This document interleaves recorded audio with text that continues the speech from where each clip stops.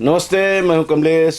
Grand Asian headlines में आपका स्वागत है। खास खबरों पर आज हम चर्चा करेंगे। जाने माने श्रमिक नेता, समाज सेवी और एटक के राष्ट्रीय सचिव श्री दीपेश मिश्रा जी के साथ भी स्वागत है आपका कार्यक्रम में। फ्रंट पेज पर जो खबरें हैं, पहले उसकी जानकारी आपको दे दें। बांग्लादेश की खबर आज सभी अखबारों में, भारत ही नहीं पूरी दुनिया में प्रमुखता से छापा गया है। बांग्लादेश में उपद्रवी बेलगाम, बड़े पैमाने पर हिंदुओं के ठिकानों पर हमला तोड़फोड़। इस हेडिंग से एक अखबार ने पहली खबर छापी है। देश मांगे गोल्ड, नीरज फिर फाइनल में, अपना खिताब बचाने पर नजरें। ओलंपिक से जुड़ी खबर है। प्रदेश में अब तक सामान्य से 10% ज़्यादा बारिश, 2 दिन के बाद फिर बरसे बदरा, उमस से मिली राहत। रायपुर की खबर है। 10 करोड़ की ठगी का आरोपी 6 साल बाद भोपाल से गिरफ्तार, चिटफंड कंपनी बनाकर ठगी का मामला। 9 साल से खड़े बांग्लादेशी विमान में कबूतरों का बसेरा, सालों से खड़े रहने से टायरों की हवा और इंजन का निकला दम। रायपुर की खबर है। बांग्लादेश के 27 जिलों में हिंदुओं के घरों और मंदिरों को बनाया गया निशाना। ये पहली खबर एक अखबार की। हसीना के अपदस्थ होने के बाद से हिंसा में 119 की मौत, कुल मौतें 400 पार। महादेव सट्टा भिलाई से और 2 युवकों को दबोचा, छापेमारी के बाद दोनों को साथ ले गई एसीबी और ईओडब्ल्यू। भिलाई की खबर। भाजपा नेता अजय सिंह आखिरकार पार्टी से निष्कासित, जेल भेजे जाने के बाद कार्रवाई। मार्च में अजय ने भाजपा का दामन थामा था। हवाई नदियां ला रही भयंकर बाढ़, ग्लोबल वार्मिंग के कारण नमी में बहुत अधिक वृद्धि के साथ तूफान ढा रहा कहर। ये नई दिल्ली से खबर है। इसी तरह की खबरें और भी अंतर पृष्ठ में छपी हैं। हम बात बांग्लादेश की करेंगे, चूंकि आप भी समझ गए होंगे दीपेश भाई के आज हेडलाइंस में शामिल होने का मतलब सीधा सीधा है कि हम बांग्लादेश पे आज ज़्यादा चर्चा करेंगे। चूंकि आप पश्चिम बंगाल से ताल्लुक़ रखते हैं, अब तो छत्तीसगढ़ियाँ हैं, लेकिन वहाँ से ताल्लुक़ है आपका। और जो कुछ बांग्लादेश में हो रहा है, जिस तरह से हिंदुओं के ऊपर आक्रमण हो रहा है, वहाँ से लोगों की ऐसी स्थिति बन गई है कि अब इस देश में रहना मुनासिब नहीं, यहाँ से भाग निकलो।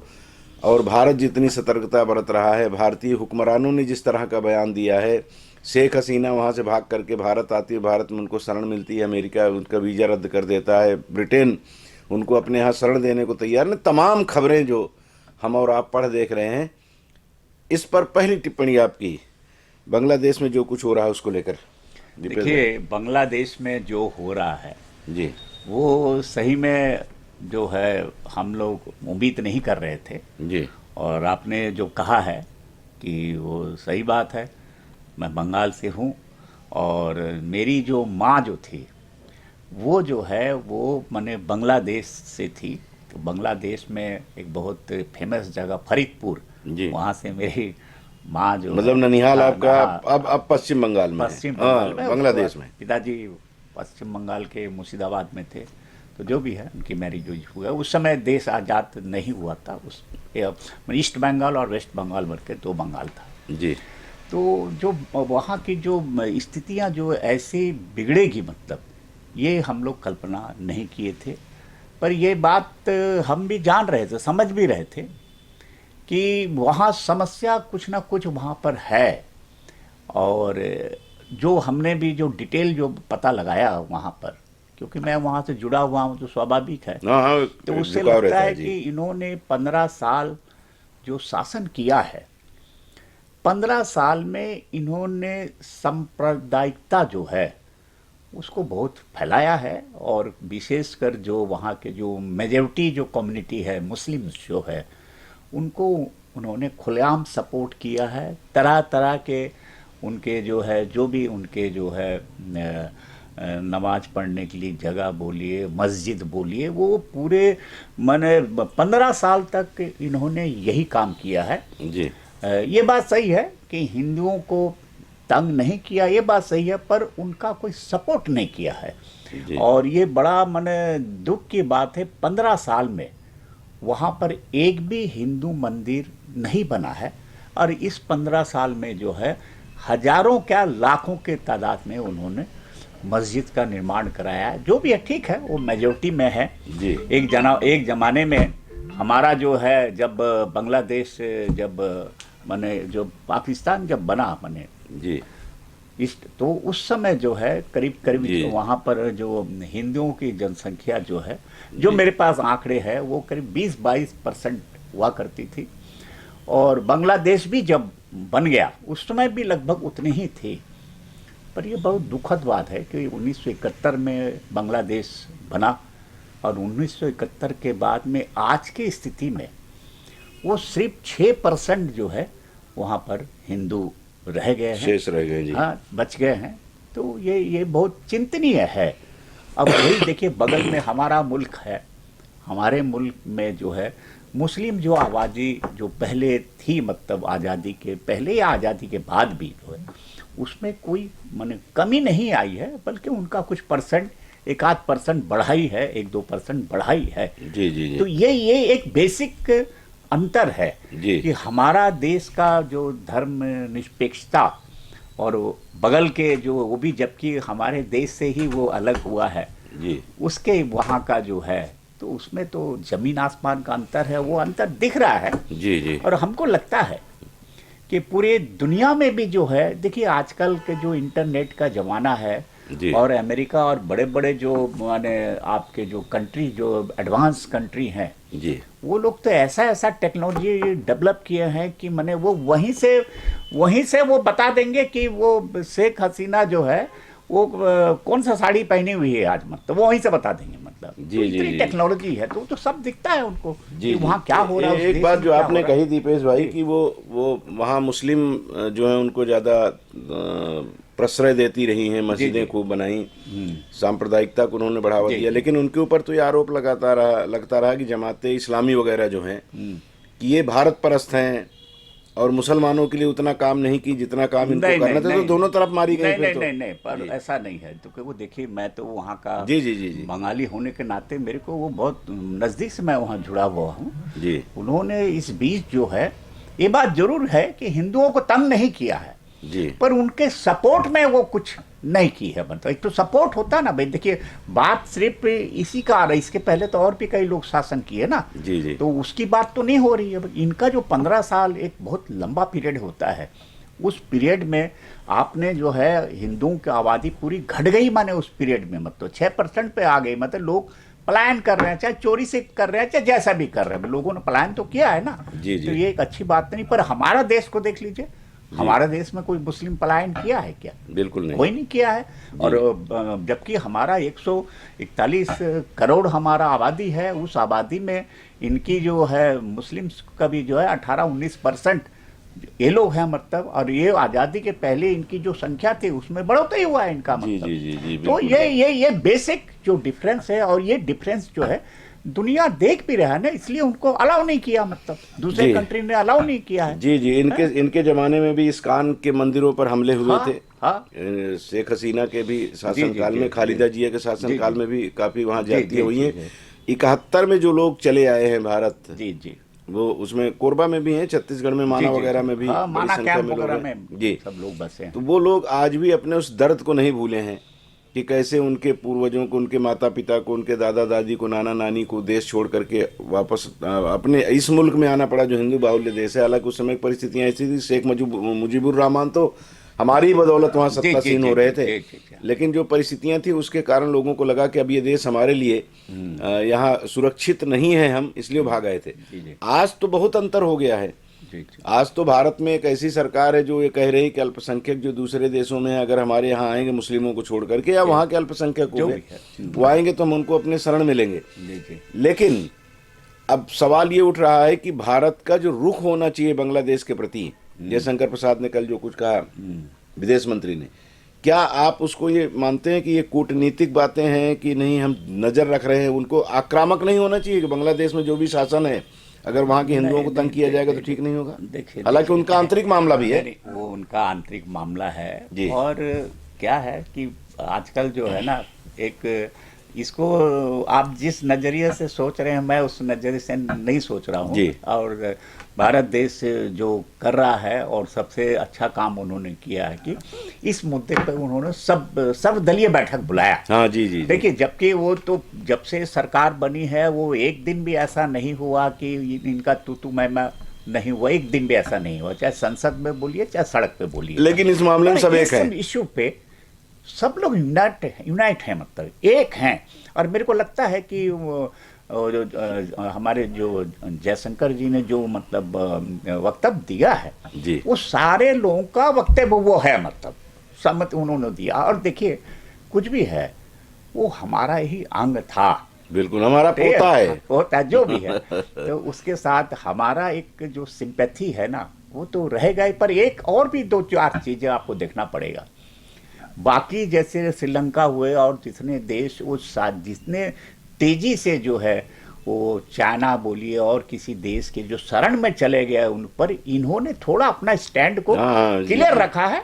और भारत के साथ में इनका जो रिश्ता जो है कभी ऐसा नहीं लगा कि जो है जो बांग्लादेश हमको आंख दिखा रहा है या पाकिस्तान चाइना वहां घुस के, क्योंकि चाइना का तो आप देखें उनका जो हाँ, वो नजरिया जो प्रयास है है उनका जी। विस्तारवादी उनका नजरिया है। जी। वो नेपाल उपाल जितने भी है सब लोगों को जो अपने वश में कर लिया है, जी। तो जो भी है, पर इस हिसाब से जो है शेख हसीना जो है वो हमारे खिलाफ नहीं गई है, वो न्यूट्रल रही है। और सबसे इसमें जो बड़ी बात है कि वो चाइना के गोद खेमे में नहीं गई, खेमे में नहीं गई, ये भारत के हमारे हक लिए में रहा बहुत है, बड़ा भारत के हक बात में है, रहा है। अच्छी बात है जी, जो और ये भारत जो जी, कर रहा है। जी, और एज ए देखिए भारत अब वो पहले वाला भारत नहीं रह गया ना, दुनिया में उसका एक ठो मने छवि है। जी। और देखिए वो जो ब्रिटेन वगैरह जो है वो तो मना कर दिया एकदम से कि हमारे यहाँ शरण नहीं देंगे जो भी जैसा है, पर भारत देश ने ऐसा नहीं किया और अच्छा किया कि सब लोगों से बात कर लिया। ये मेरे को बड़ा अच्छा लगा है। जी। और उसमें ये भी है कि मुझे ये पहले भी 6 साल भारत में रही हैं। जी जी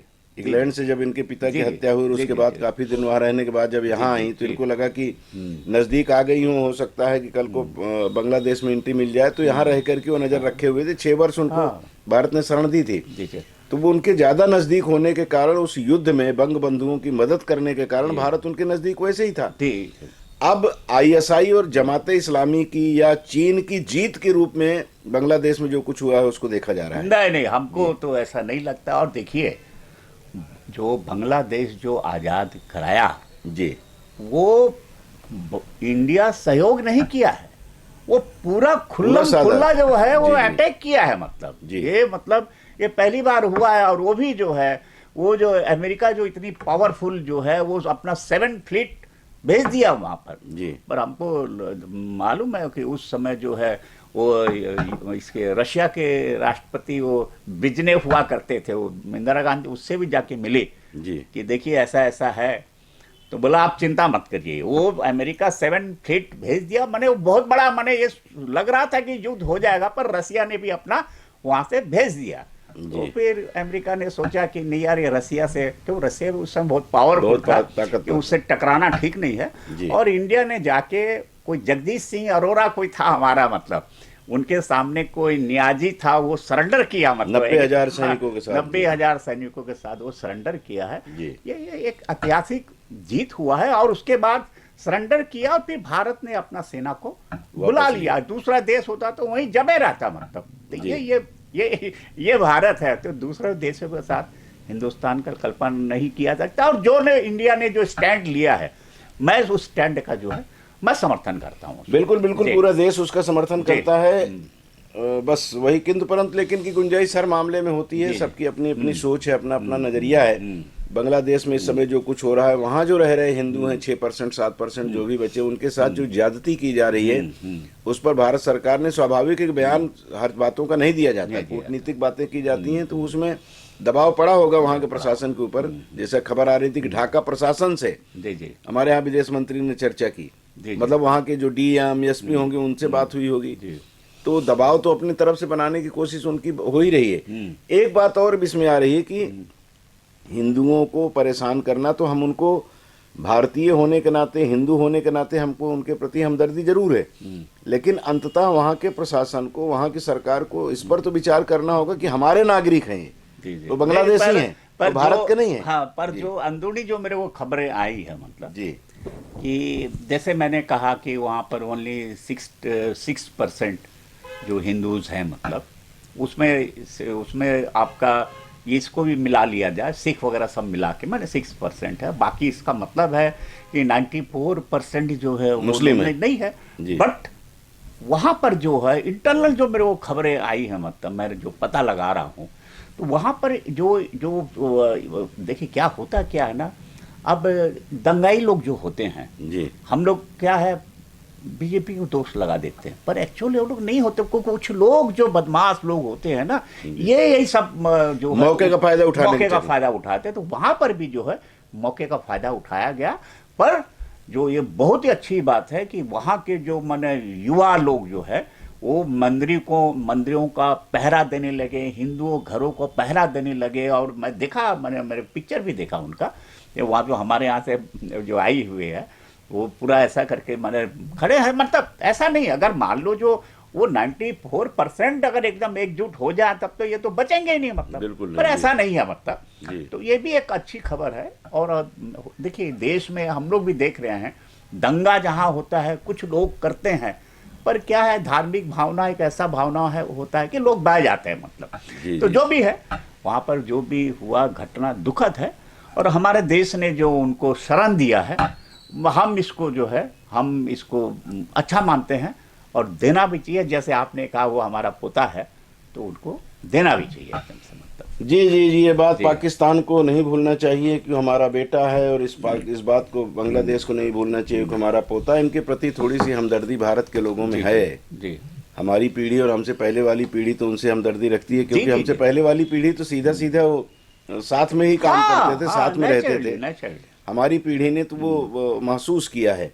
बाद और वाली सबसे पीढ़ी, बड़ी बात है कि देखिए हमारा ही देश का जो जो राष्ट्रीय गान था, माने जो रविंद्र टैगोर नाथ ने जो गाने को बनाया था, माने जैसे हमारा जनगण मन और एक तो हमारा बांग्ला जो उनका जो राष्ट्रीय सॉन्ग जो है जी, वही जी। हमारे देश का ही है, मतलब। जी। तो बहुत सारे सिमिलिटी है, खान पान में जो है बहुत ज्यादा सिमिलिटी है हम लोग का उसमें, मतलब। बिल्कुल बिल्कुल है। आप पंजाब में जो भारत का हिस्सा है वहाँ पंजाबी बोली जाती है, जो लाहौर वाला हिस्सा है जो जी, जी, जी, उसमें जी। चला गया हाँ, वहाँ हाँ, भी पंजाबी बोली पंजाबी जाती बोली जाती है। है। तो लोग आपस में बात करते हैं तो लगता ही नहीं कि दो देश के लोग बात कर रहे हैं। वैसे पश्चिम बंगाल में और बांग्लादेश में भी जी, जी। कई बांग्ला भाषी होने के नाते वो स्थिति है। अभी भी देखिए जी। जो क्रिकेट प्लेयर लोगों का जो हमने जो आपका इमरान खान वगैरह ये सब जो है अफरीदी वगैरह, इन लोगों का जब बातचीत अपन सुनते हैं तो पूरा पंजाबी लहजा हाँ, रहता है उनका पंजाबी बातचीत में। बोलते ही एकदम ठीक पंजाबी बोले, हैं। हाँ, एकदम ठीक बोले आप। वैसे ही नेपाल वाले हिस्से में जो हमारे जी, इलाके जी। के मधुबनी और जी, ये जी। इलाके जो है जी, वहाँ जी। के लोग नेपाली, वो मतलब लगता ही नहीं वहाँ के हाँ, लोगों की हम दो देश हैं। तो ये स्थिति हमारे साथ है, हमारे पड़ोसी। एक बात इसमें याद आ रही है, अटल बिहारी वाजपेयी जी की। स्वर्गीय अटल बिहारी वाजपेयी जी ने कहा था कि सब कुछ बदल सकता है, पड़ोसी नहीं। तो ये तो पड़ोसी हैं, तो इनके साथ तो हमको अपने ताल्लुकात बना के ही जी, रखने जी, पड़ेंगे। जी, और जी, इनके ताल्लुकात हमारे तो ये थे ही। जी, जी। अब स्थितियाँ ऐसी बनी जी। कि अलग हो गए। लेकिन जो कुछ वहाँ हो रहा है, हिंदुओं को अगर तंग किया जाएगा तो भारत को उसमें कठोर रुख अपनाना ही पड़ेगा। बनाना पड़ेगा। और वो मुझे लगता है कि संकेत दे दिया गया है। नहीं, संकेत भारत ने तो खुला बोला है ना कि आप लोग आ जाओ भाई, अगर कोई दिक्कत है तो हम तो आपको मतलब नागरिकता दे देंगे, वो तो बोला है।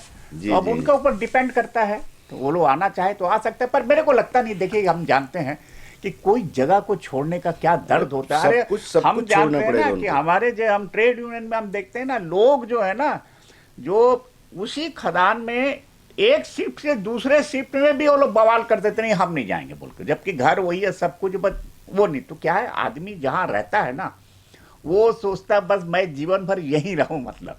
जी, मैंने ट्रांसफर भी अगर कोई मतलब बाकी से कहीं और जगह हो रहा, वो बवाल मन मचा देता कि चाहे कुछ भी हो जाए, मेरे को तनख्वाह मत दो, तनख्वाह कम दे दो, पर मेरे को यहीं रखो। तो सोचिए, एक देश से दूसरे देश में आना ये कोई छोटी मोटी बात नहीं है। और मेरे को लगता नहीं है कि वो लोग आएंगे, जिस तरह से उनको वहाँ पर प्रोडक्शन वहीं के लोग दे रहे हैं। फिर भी अगर आना चाहे तो हमारे देश तो स्वागत है। स्वागत कर रहे जी, हैं, कोई जी। दिक्कत नहीं है। स्वाभाविक है, आपने जो जी। कहा बिल्कुल सही है। जलावतन होता है आदमी, पूरा देश उसको छोड़ के जाना है। जी, जी। हम एक छोटा सा घर बनाते हैं और उस घर को अगर थोड़ी सी भी उसकी दीवारें दरकने लगती है तो ऐसा लगता है दिल टूट रहा है। दिल टूट रहा है। और Actually। आप उस जगह को छोड़ करके जिसके जर्रे जर्रे से आपको मोहब्बत हो, तो कल्पना की जा सकती है कि कितना दर्द उन लोगों को होगा जो अपने जीवन भर की कमाई और पुरखों के द्वारा सहेजी गई संपत्ति को छोड़कर, जी, जी, जी, सब कुछ वहीं छोड़कर हटना पड़े। जी। कितना कष्टकर होता है। कष्टकर होता है। तो इस कष्ट का एहसास पूरे भारत को है, पूरी दुनिया को है। तो बांग्लादेश में जो लोग हैं उनको जल्दी से जल्दी शांति मिले और उनकी ज़िंदगी पटरी पर आए, ऐसी कामना करते हैं। चलिए अब थोड़ा ओलंपिक की भी बात कर लें, क्योंकि आप इस पे भी बड़ी रुचि रखते हैं, खेलों में भी। और कल मैं तो थोड़ी देर देखा, उसके बाद एक भाव है मन में कि मैं भारत को हारते हुए नहीं देखना चाहता। कोई भी मैच हो, तो कल मैं जब देखा कि भारत पीछे हो रहा है तो मैंने बंद कर दिया देखना उसको। सुबह देखा कि भारत 3-2 से हार गया है। कष्ट हुआ, लेकिन अच्छा ये हुआ कि हमारे यहाँ के रेसलर विनेश फोगाट वो जीत गई हैं, फाइनल में पहुंच गई हैं। नीरज चोपड़ा भी फाइनल में पहुंच गए हैं।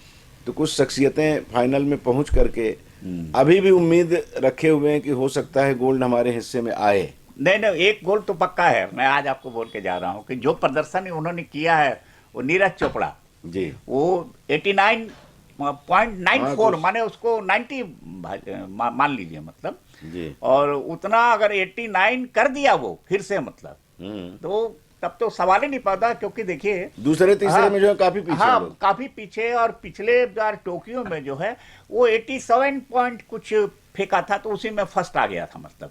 और अभी ने जो अपना उसमें जो 89 कर दिया है, हमको लगता है वो फाइनल में जो है वो 100% मैं मान के चल रहा हूँ। क्योंकि देखिए हमको ये लग रहा था कि आदमी का जो आदमी जब यौवन में होता है ना तब वो ज़्यादा कुछ करता है। तो 87 किया है पिछली बार, 87 कुछ पॉइंट। तो इस बार पता नहीं कर पाएगा कि नहीं, पर वो तो अपने आप को मैंने इम्प्रूव कर दिया ना। तो 100% जो है आप मैं अब मेरे को याद करिएगा, मेरे को लगता है कि उसको मिलेगा ही।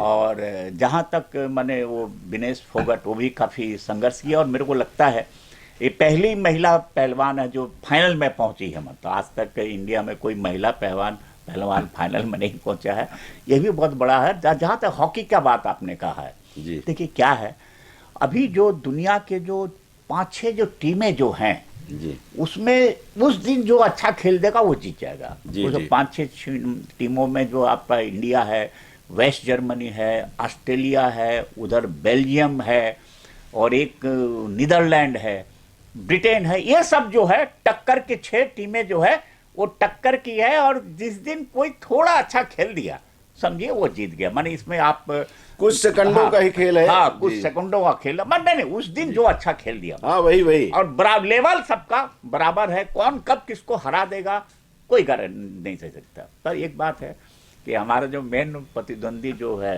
पाकिस्तान जो था वो तो बहुत पीछे चल दिया। वो तो लगता है क्वालिफाई भी नहीं टॉप 16 में भी नहीं आया, मुझे लगता है क्वालिफाई भी नहीं किया। तो हम लोग हमारा टीम बहुत इंप्रूवमेंट किया इसमें कोई दो रहा क्या। ऑस्ट्रेलिया जैसे टीम तो हरा दिया भाई, वो कितने बार गोल्ड मेडल लाई है ऑस्ट्रेलिया जैसे टीम को हरा के आई है, फाइनल में पहुंची जो भी है, सेमीफाइनल में पहुंची।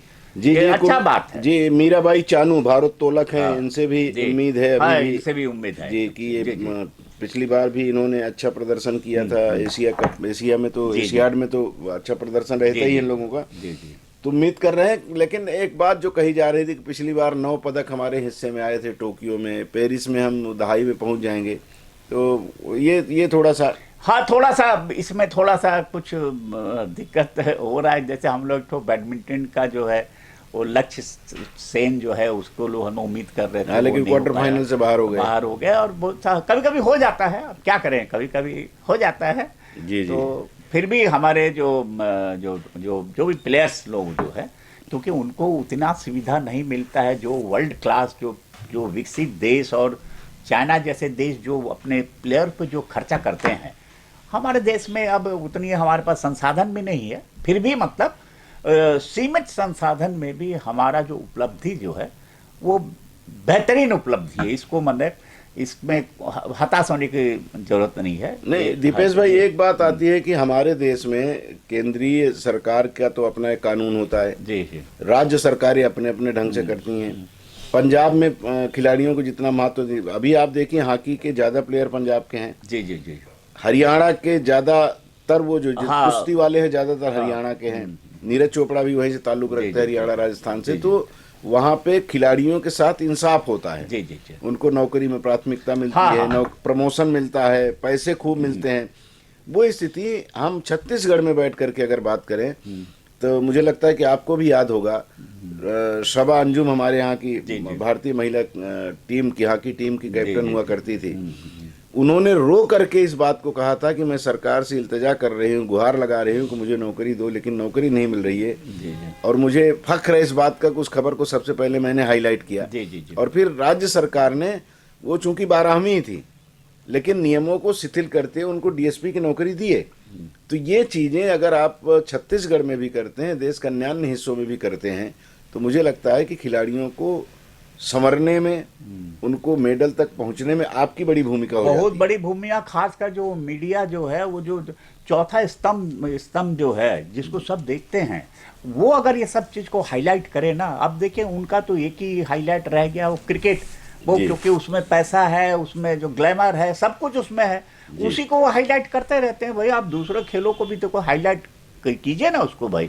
जी। तो स्वाभाविक है, आज का तो जैसे क्रिकेट प्लेयर तो ऐसा हो गया, उसका बॉलीवुड के जो हीरोइन और हीरो वगैरह उसके उनसे, सामने हाँ, कुछ नहीं है, बिल्कुल, मतलब वो बिल्कुल। और टॉप में चले गए, मतलब बॉलीवुड वाली हाँ। हीरोइनें जो है उन्हीं के पीछे घूमती हाँ, हैं, पीछे घूमते शादी रहते कर लो हैं। दद्दा करके। हाँ, जो भी है, तो हमको है कि इन लोगों को चाहिए, खासकर देखिए जब प्रिंट मीडिया और इलेक्ट्रॉनिक मीडिया जो चौथा स्तंभ है, ये अगर इन लोगों को हाईलाइट करे। अब देखिए वो विराट कोहली के बारे में सब जानता है, और क्या नाम, वो रोहित शर्मा के बारे में सब जानते हैं, पर अभी जरा पूछिए कि इंडिया का जो हॉकी का कप्तान को नहीं बता पाएंगे, मतलब नहीं बता पाएंगे, मतलब जी, ये है। तो क्या है, थोड़ा सा सबको इसमें हाईलाइट करना पड़ेगा, और सरकार को भी चाहिए कि फंड जो है थोड़ा आपको करना पड़ेगा। देख, जब आप मेडल की उम्मीद करते हो तो थोड़ा सा उसमें, उस डिपार्टमेंट में भी आपको इन्वेस्टमेंट इन्वेस्टमेंट करोगे तब तो कुछ मिलेगा। हाँ, आप invest- सुविधाएं तो मिलनी हाँ, चाहिए ना हाँ, लोगों को। जो भी है, चलिए जी। फिर भी। और महिलाओं ने जो जो क्या, वो जो आपकी एक महिला जो है, जी। मनु भाकर, जी। उन्हें तो इतिहास रच दिया, 2 ठो मेडल उनको मिल गया है। आज तक तो किसी तीसरा महिला को भी नहीं- आते आते रह गया था। जी, जो जी, भी है।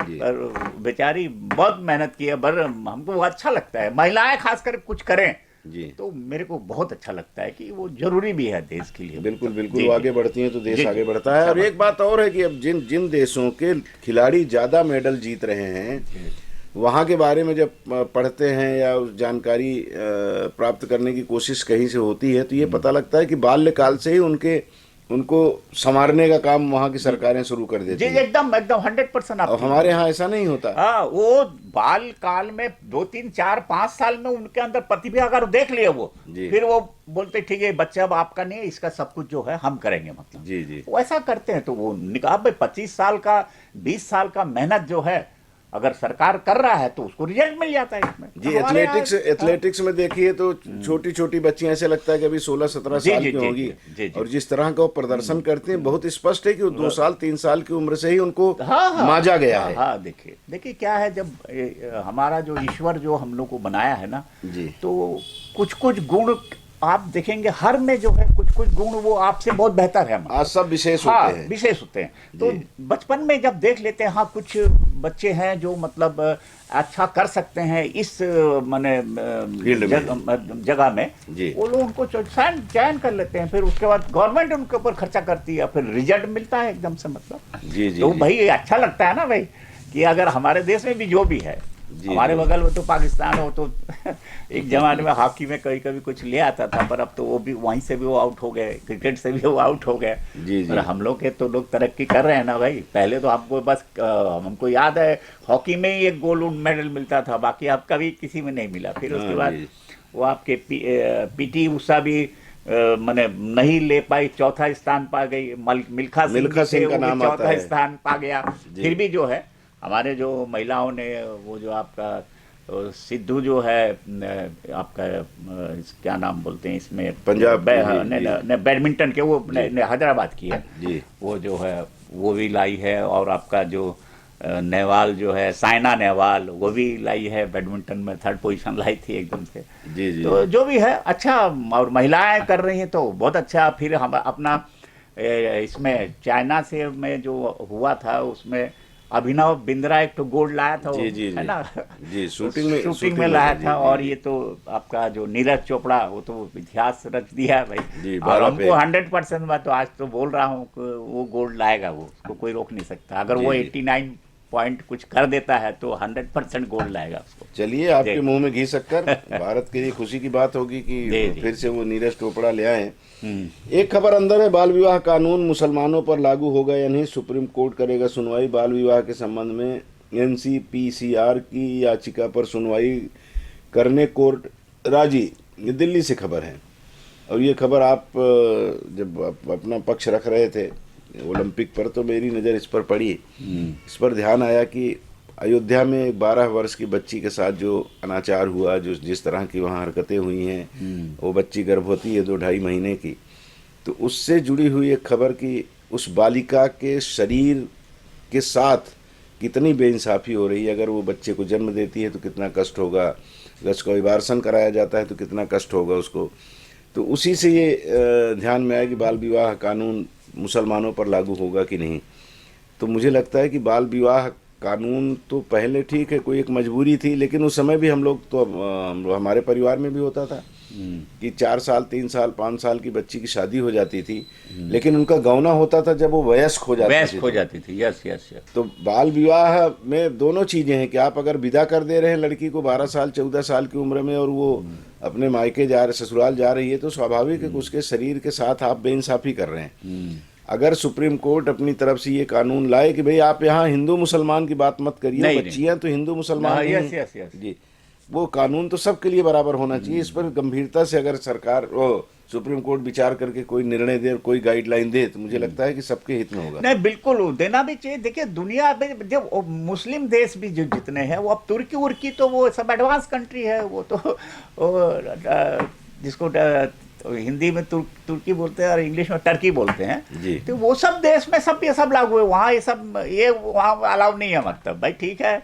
आपका जो धर्म जो है वो अलग चीज़ है, पर आप देश में रहें, देश का कानून तो आपको मानना पड़ेगा जो भी है। बिल्कुल बिल्कुल। तो इसलिए जो है हमको लगता है कि दुनिया बहुत आगे बढ़ गया है, बहुत दुनिया के आगे बढ़ गया। ठीक है, हमारे कुछ जो नियम वगैरह पुराने थे, मतलब, पर हमको जब दुनिया के साथ जब हम compete कर रहे हैं तो उस लेवल में हमको आना चाहिए। मतलब आप ठीक है, आपको लगता है कि यहाँ पर तो आप बाकी जो देशों के बारे में अध्ययन कर लो, वहाँ क्या है, और किसी भी देश से अच्छा चीज को अपनाने में क्या हर्ज है भाई।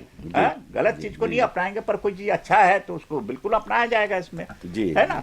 जी, उसके अलावा भी आबो हवा हर देश की अलग अलग है। हमारे देश की आबो हवा ऐसी नहीं है कि अवयस्क बच्ची पुत्र पुत्री को जन्म दे, उनके लिए घातक हो जाता है। तो इस पर अगर सरकार सुप्रीम कोर्ट कोई अच्छा निर्णय ले तो देश के हित में है।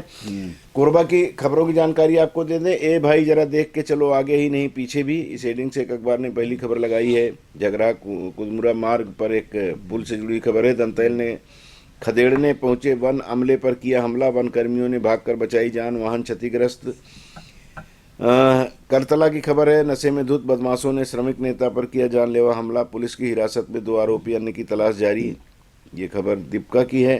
त्रिशूल घोंपकर हत्या करने वालों को आजीवन कारावास। दर्री की खबर, कॉरिडोर प्रभावित ग्रामीणों ने कलेक्टर के सामने किया प्रदर्शन। प्रेशर हार्न व साइलेंसर से आवाज़ निकालना पड़ेगा महंगा। 2 लाख की आबादी। पोड़ी प्रोड़ा में सोनोग्राफी मशीन नहीं, मरीज आते हैं कोरबा या कटघोरा। एक अखबार ने पहली खबर लगाई है शेडिंग से। शराबी पति की शिकायत लेकर थाना पहुंची पत्नी, घर से 2 बच्चे हुए फरार। रुक रुक हुई बारिश, बिजली भी होती रही बंद। तापमान में गिरावट, बारिश के आसार। नशे में धुत बदमाशों ने श्रमिक नेता पर किया जानलेवा हमला, स्थानीय अस्पताल में सघन उपचार के लिए अपोलो रेफर। ये खबर आपके यहाँ दीपिका से जुड़ी हुई है। नशे में धुत बदमाश पीटे हैं कि नेता महाराज भी थोड़ा बहुत लिए रहे होंगे, कुछ जानकारी तो आई होगी। नहीं, जो हमको जो खबरें आई है, जो अंतर जो भी है, पर एक बात है कि इसमें गलत सही को ना देखते हुए पर जो किसी के ऊपर हमला कर देना वो उचित नहीं है। वो तो मैं कानून को अपने हाथ में लेना वो तो गैर कानूनी है, वो गलत हुआ है जी। और हमने जो देखिए जो खबर हमने लिए है, बहुत दृष्टि से अलग अलग लोग अलग अलग बात कर रहे हैं जी जी। पर हमको जो खबर मिला है उसके हिसाब से जो है, ये जो तीनों चारों जो बंदे लोग जो है, ये आपस में किसी से कुछ झंझट फंझट कर रहे थे जी। वो श्रमिक नेता ने जो, जब श्रमिक नेता बना है तो भाई कोई भी अगर हम भी रास्ते चलते दिखेंगे कहीं पर झंझट हो रहा तो बीच बचाव तो करेंगे, मतलब जी जी। तो शायद वो बीच बचाव किया होगा और उसी में लोग भड़क गए होंगे, जो हमको जानकारी मिला है। और पेपर भी आप पढ़ेंगे तो हर पेपर अलग अलग चीज बोल रहा है, मतलब जी जी जी। तो उसके बाद उन्हीं लोगों ने जो है वो माने ये कहते हुए कि आपने क्यों हस्तक्षेप किया बोलकर, और उसको जो है हमला किया है। और हमला तो अब पता नहीं अब कितना बड़ा हमला था, पर हमको तो लगता है कि 307 वाला मामला है एकदम से। वो तो हत्या का कोशिश था इस टाइप का, जो जैसे दिख रहा है, मतलब जो खबरें आ रही है। आप देखो कानून अपना काम करेगा, कौन सा धारा लगाता नहीं लगाता अलग बात है। जी जी पर हमको जो इंटरनल जानकारी जो मिला है जी कि वो गंभीर बहुत ज़्यादा नहीं है, पर वो अच्छा किया, उनको अपोलो वगैरह भेज दिया है।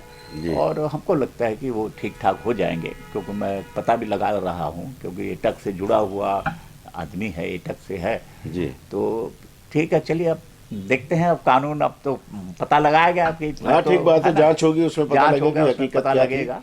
लेकिन पर ये मोटा मोटी जो खबरें आया है हम यही सुने, पर किसी भी हालत में कानून अपने हाथ में कोई नहीं लेगा। लेना वो गलत है, हम इसका समर्थन नहीं करते। बिल्कुल बिल्कुल बिल्कुल नहीं होना चाहिए। और चलते चलते एक वो खबर जो खूब इन दिनों चर्चा में, अभी भी चर्चा उसकी होती है, लेकिन हमारी आदत होती है कि आज जिस जगह पे खबर छपी, आज इसकी हम बात कर रहे हैं, लेकिन कल इसी जगह पे दूसरी खबर आ जाती है, तो एक दिन पहले वाली खबर को हम भूलने लगते हैं। जी। लेकिन हम लोगों की आदत है कि गौर तलब है, ज्ञातव्य है, ध्यातव्य है, सबके साथ पुरानी चीज़ों को भी जोड़ते हैं। कुसमुंदा में जो कुछ हुआ था वो आज भी हमारे जहन में है। आज भी जब हम लोगों के बीच में बैठ के बात करते हैं तो वहाँ पे बात आती है कि SCCL का कुसमुंदा प्रबंधन जिस तरह से अपने ही एक अधिकारी के विरुद्ध ये कह देता है कि उसकी मौत, आपको याद होगा जो एक पानी का बहाव आया और एक अधिकारी उसमें बह गया था, 4-5 लोग बहे थे, लेकिन 3-4 लोग बच गए थे, एक की मौत हो गई थी। अब फिर वहाँ के GM ने यह कह दिया था कि वो मोबाइल से खेल रहे थे, कुछ देख रहे थे, अचानक पानी आया और उसमें बह गए, और बाद में उन्होंने उसका खंडन भी किया। इसमें CMD ने भी अपनी तरफ से कुछ बातें कही। ये आपको क्या लगता है कि मानवीय दृष्टिकोण से भी मुझे लगता है कि ये उचित नहीं है कि नहीं उचित नहीं, तो उचित किया है तो ये तो मैंने बहुत गलत काम किया है उसने, जो भी है जी वहाँ के जो महाप्रबंधक को, जो ऐसा नहीं। देखिए क्या है, ये सब इशू जो है ना बहुत सेंसिटिव, जो संवेदनशील मामला था, उस मामले को जो है।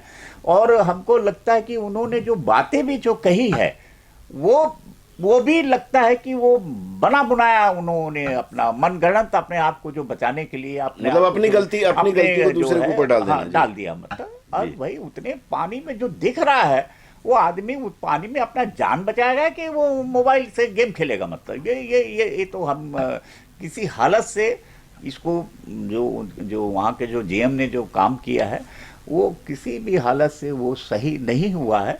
और अच्छा हुआ कि बहुत लोगों ने, बहुत यूनियन के लोगों ने, हमारे एटक के तरफ से भी जो है उसका जो है, जो हमारे एटक के जो सेंट्रल कमेटी के जो सेफ्टी मेंबर जो हैं, उन्होंने भी जो है उस बारे में विस्तारित रिपोर्ट दी है। उसमें उन्होंने साफ पूरा रिपोर्ट में बताया कि किन गलतियों के कारण जो है वहाँ पर जो पानी का सैलाब आया। और मैंने तो कुछ दिन पहले भी आपको बोला था जी कि हाइट इतना ज़्यादा था, हाइट इतना ज़्यादा हो गया और चौड़ाई कम हो गई है, तो पानी जो है वो एक जगह इकट्ठा हो रहा है। और हाइट से कम पानी भी अगर हाइट से आएगा तो तेजी से आएगा, बहुत बड़ा प्रहार करता है। और जो भी है, और जो रिपोर्ट में भी जो दिया गया है, तो उसमें भी लगभग हमने जो बातें कही थी लगभग वही बातें हैं। पर सब ठीक है, दुर्घटनाएं हो जाती है, इंसिडेंट होता है, पर उसको बना के उसको उल्टा करके बोलना, और वो भी एक जिम्मेदार आदमी। देखिए मैंने तो कई बार आपके चैनल में बोला कि महाभारत हो गया कि 3 करोड़ लोग मर गए बोलते हैं। एक ही गलती जो सीता, वो क्या नाम, द्रौपदी ने कर दी, अंधे का पुत्र अंधा बोल के उसने पूरा माहौल को खराब कर दिया, 3 करोड़ लोग मर गए, जो सुने हैं हम। वही काम जो है GM ने किया। नहीं ये तो हम तो इसका भत्सना करते हैं, और ये लगता है कि वो क्यों ऐसा किए, आपा खो दिए कि उनका दिमाग काम नहीं किया, ये मैं नहीं जानता है। खैर बड़े बड़े लोग हैं, इस बारे में अपना संज्ञान लिए हैं, और आगे क्या होता है अब देखते हैं। वैसे भी हमारे यहाँ की एक परंपरा है कि कोई अगर इस दुनिया से चला जाता है तो उसमें बुराई भी रहती है, तो बुराई की बात नहीं की जाती। हम आपके चैनल में कहना चाहते हैं, देखिए जी, कि हमारे देश में जो है सबसे बड़ा जो होता है हमारा कॉन्स्टिट्यूशन होता है जी। कॉन्स्टिट्यूशन के बाद में जो भी है, जो हमारे लॉज जितने बने हैं, कानून जो बने हैं, वो दूसरे नंबर पे आता है जी। तीसरे नंबर पे जो है हमारे जो प्रशासनिक आदेश जो होता है जी। प्रशासनिक आदेश में माने ये भी जो हमारा जो, क्योंकि ये तो गवर्नमेंट सेक्टर है ना, SCCL जो है, SCCL का GM जो है अगर कोई ऑर्डर निकाल देता है तो वो जो है कानूनी रूप ले लेता, वो कानून में हो जाता, कानूनी है। तो उन्होंने जो ऑर्डर निकाला इनके बारे में कि इनके खुद की गलती थी, मोबाइल खेल रहा था, तो ये तो मैंने एक तरह से मैंने हम तो बोलेंगे ये ऐसा पहले आदमी को कोई चिट्ठी निकालने के पहले जिम्मेदार लोगों को सोचना चाहिए कि हम जो चिट्ठी निकाल रहे हैं ये इसका क्या इफेक्ट पड़ेगा, सोचना चाहिए था। जी और चिट्ठी निकालते भी हैं और 2 दिन बाद उसको वापस भी ले लेते हैं, खंडन कर देते हैं। ये कोई मतलब हुआ क्या? तो जो भी है, अब सीएमडी ओमडी सब लोग बैठे हैं, बड़े लोग हैं, वो लोग क्या डिसीजन लेते हैं उनके ऊपर छोड़ते हैं। पर ट्रेड यूनियन ने जो है अपना जो काम को करना चाहिए था उन्होंने किया है, और हमारे एटक के लोगों ने भी किया, दूसरे यूनियन के लोगों ने भी किया, जो मैंने देखा है। तो उन्होंने जो अपना यूनियन ने जो भी देखे, ट्रेड यूनियन वो तो अधिकारी है ना जी, और उसके बावजूद भी जो यूनियन जो है वो हमारे लिए अधिकारी, वो सब हम लोग बराबर हैं के लोग हैं, हम बराबर मानते हैं। और यूनियन ने जो है अपना काम किया है, अच्छा काम किया है, हम उसका समर्थन करते हैं। जी, बिल्कुल बिल्कुल। मैं कह रहा था कि जो लोग, हमारे यहाँ की एक परंपरा है कि अगर कोई आदमी इस दुनिया को छोड़कर चला जाता है तो उसकी बुराइयों की चर्चा नहीं की जाती बल्कि उसकी अच्छाइयों की चर्चा की जाती है। तो वो तो आपके अधिकारी थे, आपके अधीनस्थ थे, अगर उनकी कहीं कोई गलती रही भी हो तो गलती को नहीं बताना चाहिए, इस तरह का तो एक भाव है समाज का। अब आप वहाँ उस पद पर बैठे और आपने जैसा कहा, सही बात है कि अपने एरिया के मालिक हैं वो, और मालिक अगर अपने साथियों के साथ इस तरह की बेइंसाफी करेगा तो स्वाभाविक एक गलत परंपरा की शुरुआत हो जाती है। बिल्कुल बोलो गलत। तो वो उसका विरोध आप लोगों ने किया है, ये बहुत अच्छी बात है। और विरोध इस तरह का हुआ है कि अब शायद दूसरे जीएम के लिए भी एक सबक होगा। नहीं बिल्कुल तो गलत किया है एकदम। और अगर फिर इस तरह की सबसे बड़ी बात उनके परिवार के ऊपर क्या गुजरा होगा, आप सोचिए। वही ऐसे मौके पर परिवार के ऊपर क्या गुजरा। देखो, उनको तो उनके घर में जाके उनको ढाढ़स बंधाना चाहिए, ऐसा ऐसा हो गया बोलकर। उल्टा वो अब क्या बोलूंगा, छोड़िए अब। हाँ बिल्कुल बिल्कुल। वो क्या बोला जाए, अपने परिवार को छोड़ करके जो यहाँ अपने काम में लगे हुए थे, उनकी मौत होने के बाद उनके परिवार पर क्या गुजरी होगी जब उनको पता चला होगा। और उसके बाद फिर जब ये कहा गया, सुने होंगे कि हमारे पति के बारे में, हमारे पिता के बारे में इस तरह का वहाँ का प्रबंधन कह रहा है, तो उस समय उनका दिल चाक चाक हुआ होगा। बहुत खराब चीज, खराब काम किया वो। जी, तो इसके बारे में मुझे लगता है कि अभी जो विरोध हुआ है और अभी जिस तरह से मीडिया ने भी उसकी मुखालिफत की जम करके, खबरें लगने के बाद उन्होंने खंडन दिया है अपनी तरफ से, तो ऐसा कोई काम न करे कि आपको दोबारा वही एक तो कहा जाता है थूक के चाटना। नहीं, उस तरह की स्थिति आपके सामने बार हम बोल रहे, देखिए एडमिनिस्ट्रेटेड ऑर्डर जो होता है ना भाई, अब जैसे कलेक्टर वगैरह कोई ऑर्डर निकालता है जी, वो एडमिनिस्ट्रेटिव ऑर्डर है, वो उसमें फिर वो माने कभी आप देखेंगे कलेक्टर के उल्टा सीधा कोई ऑर्डर निकाला, कभी नहीं निकाला, वो निकालते ही नहीं एकदम से कि वापस लेना पड़े।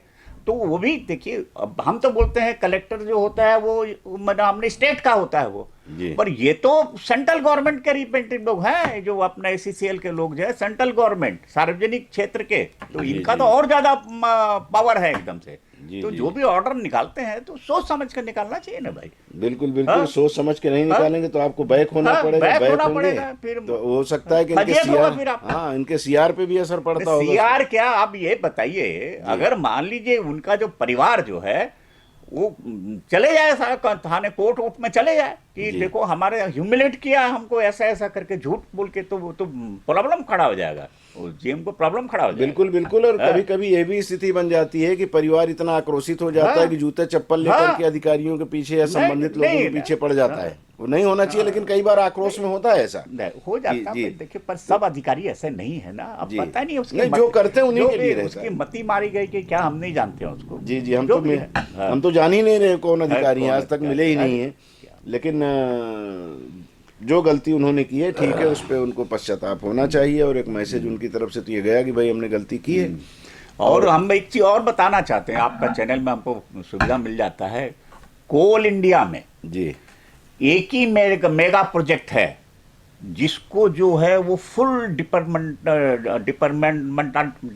रहेगा, मतलब माने वहां पर जो है वो आउटसोर्सिंग वगैरह नहीं रहेगा, और सारे काम जितने होंगे, चाहे खदान से मट्टी निकालना, चाहे कोयला निकालना, वो सारे जो है वर्कर्स करेंगे। और ये मतलब ये जो हमारा कुसमुंडा ये प्रोजेक्ट ही हमारा पूरे हिंदुस्तान में एक ही प्रोजेक्ट ऐसा है, बाकी सारे मेगा प्रोजेक्ट जितने भी गोरा कुसमुंडा दीप का वगैरह और कुसमुंडा छोड़ के बाकी जितने हैं वो सब में आउटसोर्सिंग का है। जी। पर ये हमको लगता है कि ये हमारे माने इस हमारे जो लोग जो है, हमारे जो ऊपर के बैठे जो कॉर्पोरेट लोग हैं, एक तो बहुत बढ़िया मतलब वो डिसीजन लिया। इसलिए आप देख रहे होंगे कि हर जगह का मैन पावर घट रहा है, पर कुसमुंडा का मैन पावर बढ़ रहा है, प्रोडक्शन भी बढ़ रहा है। इस बार तो 50 मिलियन की है, इस बार और आप ज़्यादा करेंगे।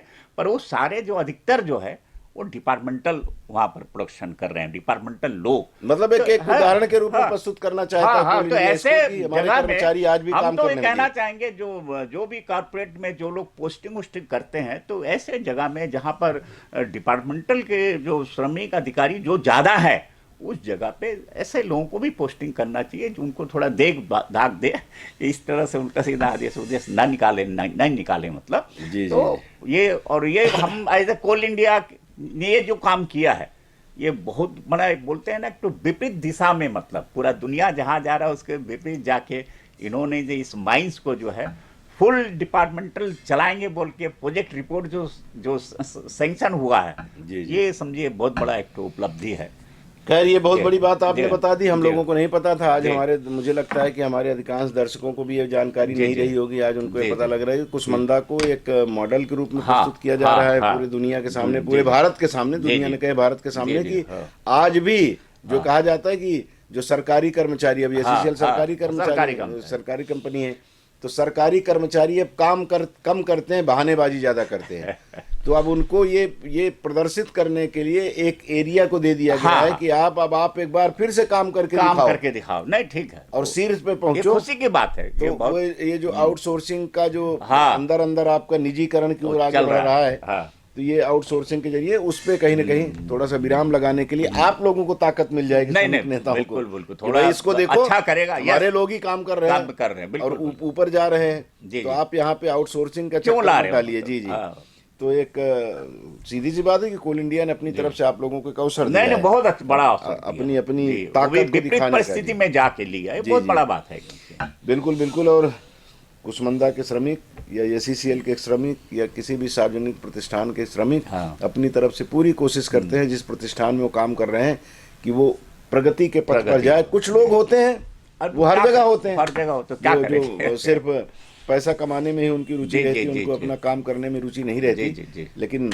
हम लोगों ने देखा है, बहुत वर्षों से देख रहे हैं, पत्रकारिता करते भी वैसे भी, कि सबसे ज्यादा मेहनत अगर कोई करता है तो कोल कर्मी करता है, बड़ी रिस्क लेता है। बहुत रिस्क है, सही अंडरग्राउंड माइंस तो अब तो बंद हो गई, बंद हाँ। हो रही हैं धीरे धीरे, जी, जी। लेकिन आज भी खुली खदानों में भी जो कर्मचारी जा रहा है गाड़ियों को लेकर के, नीचे से ऊपर देखिए तो ऐसे लगेगा कि आप आसमान देख रहे हैं, और ऊपर से नीचे देखिए तो ऐसा लग रहा है पाताल देख रहे हैं। वहां पे काम देखिए करना क्या है, कितना जो कठिन है। अंडरग्राउंड माइंस जो ये लोग बंद करने जा रहे हैं, कारण क्या है ना, जी। उसमें फायदा हो नहीं रहा, नुकसान ज्यादा हो रहा था। और जैसे मैंने कई बार आपको बोला है, कोल इंडिया जो है अब वो बिजनेस कंपनी हो गई ना। जी, तो जी। पहले क्या था, हमारे देश पहले क्या, बाहर से कोयला नहीं आता था, विदेशों से। जी। तो क्या ये हमारी मजबूरी थी कि अंडरग्राउंड से कोयला निकाल के, क्योंकि बहुत सारे जो हमारे संस्थान हैं जहाँ पर ये मैंने ओपन ये जो क्या बोलते हैं, वो जो G11 G12 और ये सब कोयला का जरूरत नहीं पड़ता, उनको एकदम माने अच्छा कोयला चाहिए, ये ग्रेड का कोयला चाहिए, तो वो तो अंडरग्राउंड माइन से मिलेगा। जी, जी। पर अब जो है ये माने जैसे खुला बाजार जैसे हो गया है, तो उनको जो अंडरग्राउंड वाले कोयला जिस उद्योग में लगना है वो लोग विदेशों से मंगा लेते हैं। जी, और ये बिजली के लिए जो है ये कोयला जो हम लोग अब यूज कर रहे हैं, जो वो माने जो हाँ, इसकी लोअर खपत ग्रेड ज्यादा का है। कोयला 11 जो G12 11 वगैरह, जो G10 वगैरह कोयला, जी, ये जी। सारे ओपन कास्ट माइंस में, और हमारे देश में जैसे हमने कहा है कि 67% जो हमारा जो पावर जो माने जनरेट होता है वो कोयले से होता है, बिजली जो जनरेट होता है वो कोयले से होता है। जी। और उसमें जो है कोल इंडिया की बहुत महत्वपूर्ण भूमिका है इसमें कोई दो राय नहीं है। तो लोग तो कहते हैं कि 70%, पर हमने जो अपना कैलकुलेशन जो किया है, आज भी जो है कोल इंडिया जो है वो कम से कम 75 to 77% जो है वो जो बिजली के लिए कोल इंडिया का ही कोयला जो है जाता है। खप रहा है। हालांकि बहुत सारे ये लोग माइंस जो है दिए हैं, इसको उसको दिए हैं, पर वो जितने माइंस जो लोग आवंटन किए हैं 2019 के बाद से, वो मुश्किल से 10 या 15% ही वो लोग उत्पादन कर रहा, बाकी सब जो है वो ले लिए हैं, मिल रहा था नीलामी में, मिल रहा था, ले लिया, पर जी, वो जी। चालू हुआ नहीं। अब देखिए बिल्कुल। आने वाले समय में क्या होता है देखते हैं। उदाहरण पर के तौर कोल पर इंडिया का जी, जो है जी। अभी कम से कम जो देश की जो परिस्थिति है 10 साल तक जी इसको कोई चुनौती उनौती दे नहीं सकता, बशर्ते जो अभी जो नया जो ये लोग लाए हैं एमडीओ और नई नई जो रणनीतियां बनाए हैं, उसमें अगर कोई कंपनी इनको कुछ चैलेंज दे तो दे, नहीं तो अभी तक तो कोल इंडिया लगभग 10 साल तक तो कोई हाँ इनको हाँ, दिक्कत नहीं। सर्वोपरि रहेगी, सबसे जी, जी, ऊपर ही जी, रहेगी। जी, और एक ऊपर बात रहेगी। आपने जो कही ना कि लोगों ने ले लिया और काम जी, नहीं जी, चल रहा काम है, नहीं उनका चल रहा, हाँ। उत्पादन नहीं हो रहा है, हाँ, हाँ। तो उसका प्रमाण बाल्को है। हाँ, बाल्को ले नहीं कर लिया, पाए। उत्पादन जीरो कर दिया। जीरो कर दिए। खैर, अब दीपेश भैया रहते हैं तो बात खत्म नहीं होती, लेकिन टाइम तो खत्म हो जाता है। हाँ। तो टाइम समापन की ओर है, इसलिए आज यहीं विराम देते हैं हेडलाइंस को। बहुत बहुत शुक्रिया आपको कार्यक्रम देखने का, और बहुत बहुत धन्यवाद भैया, आप आए, समय निकाले इसके, बहुत बहुत शुक्रिया। नमस्कार।